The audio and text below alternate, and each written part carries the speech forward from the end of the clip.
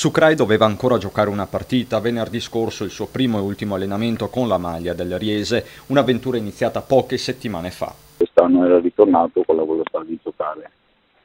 Quest'anno si è rappresentato da noi circa un mese fa, poi ha fatto le visite mediche e la scorsa settimana gli hanno dato il nulla osta e venerdì ha iniziato il primo allenamento.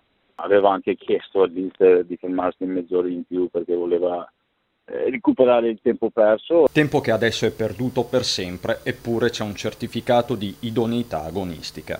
Loro fanno una prova di sforzo, poi l'elettrocardiogramma è quello che si fa agonistico dopo i 12 anni, ecco, quindi era tutto a posto, avevano dato il via libera, quindi ovviamente prima non l'abbiamo fatto iniziare come facciamo d'altronde con tutti quanti. La società sportiva intanto ha chiesto un minuto di silenzio domenica all'inizio delle partite del settore giovanile, quando i calciatori del Riese scenderanno in campo con il lutto al braccio, chiusi anche oggi gli impianti sportivi comunali e il comune si mette a disposizione. Cercheremo di stare vicini sia da un punto di vista umano, ma anche se servirà logistico nei prossimi giorni, per non farli sentire soli. Ci troviamo di fronte a una tragedia per il ragazzo, per tutta la famiglia e per la comunità che aveva accolto questa famiglia indiana e la sentiva ormai parte integrante di questo tessuto, per cui è veramente un momento molto triste per tutto il comune di Riese. E stasera Sucrai non scenderà in campo per il suo secondo allenamento.